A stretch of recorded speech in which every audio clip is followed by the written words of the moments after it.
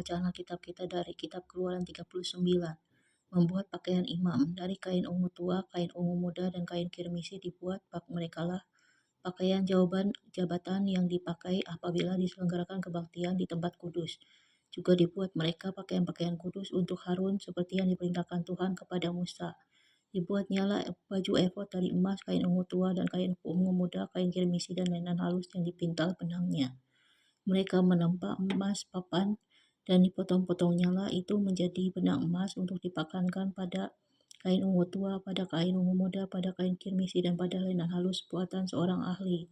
Dibuat merekalah tutup bahu pada baju efod itu yang disambung kepadanya. Di kedua ujungnya lah baju efod itu disambung.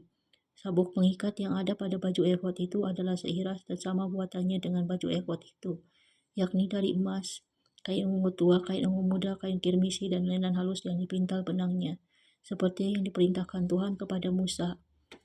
Dikerjakan merekalah permata krisopras, yakni dililit dengan ikat emas, diukirkan padanya, sama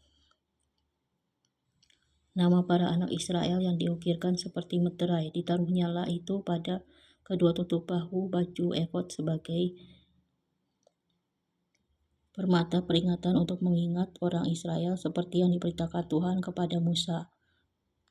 Dibuatnyalah tutup dada buatan seorang ahli. Buatannya sama dengan baju efod, yakni dari emas, kain ungu tua, kain ungu muda, kain kirmisi, dan lenan halus yang dipintal benangnya. 4 persegi dibuatnya itu, lipat 2 dibuat mereka tutup dada itu, sejengkal panjangnya dan sejengkal lebarnya. Ditata merekalah itu dengan 4 jajar permata. Permata yasis merah, krisolit, malakit, itulah jajar yang pertama. Jajar yang kedua permata batu dara, lazurit, yaspis hijau. Jajar yang ketiga permata ambar, aki, kecubung. Jajar yang keempat permata pirus, krisopras, dan nefrit. Dililit dengan ikat emas. Demikianlah permata-permata itu dalam tatahannya.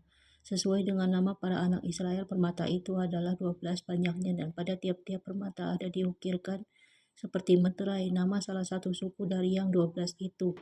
Juga dibuat merekalah untuk tutup dada itu untai berpilin yang buatannya sebagai tali berjalin dari emas murni.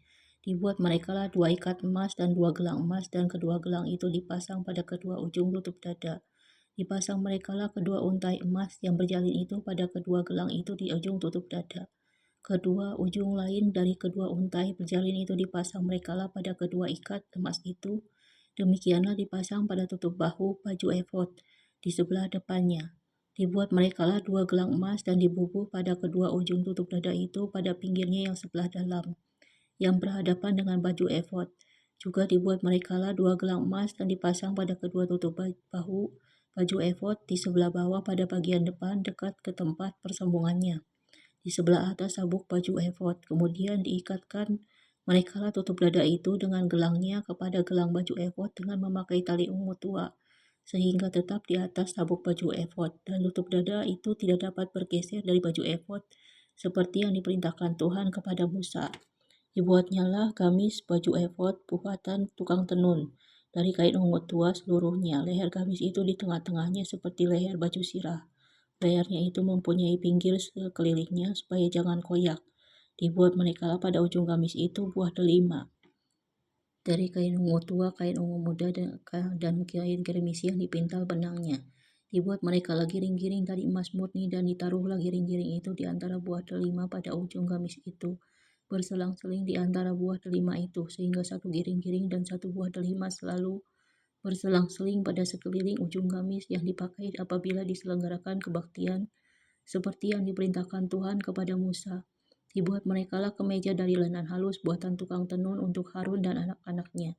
Serban dari lenan halus, destar yang indah dari lenan halus, celana lenan dari lenan halus yang dipintal benangnya, dan ikat pinggang dari lenan halus yang dipintal benangnya, kain ungu tua, kain ungu muda, dan kain kirmisi dari tenunan yang berwarna-warna seperti yang diperintahkan Tuhan kepada Musa. Dibuat merekalah patam jamang yang kudus dari emas murni, dan pada jamang itu dituliskan tulisan, diukirkan seperti meterai, kudus bagi Tuhan. Dipasang merekalah pada patam itu tali ungu tua untuk mengikatkan patam itu pada serbannya di sebelah atas, seperti yang diperintahkan Tuhan kepada Musa. Pekerjaan itu diterima baik oleh Musa. Demikianlah diselesaikan segala pekerjaan melengkapi kemah suci, yakni kemah pertemuan itu. Orang Israel telah melakukannya tepat seperti yang diperintahkan Tuhan kepada Musa, demikianlah mereka melakukannya. Dibawa merekalah kemah suci itu kepada Musa, yakni kemah dengan segala perabotannya, kaitannya, papannya, kayu lintangnya, tiangnya, dan alasnya.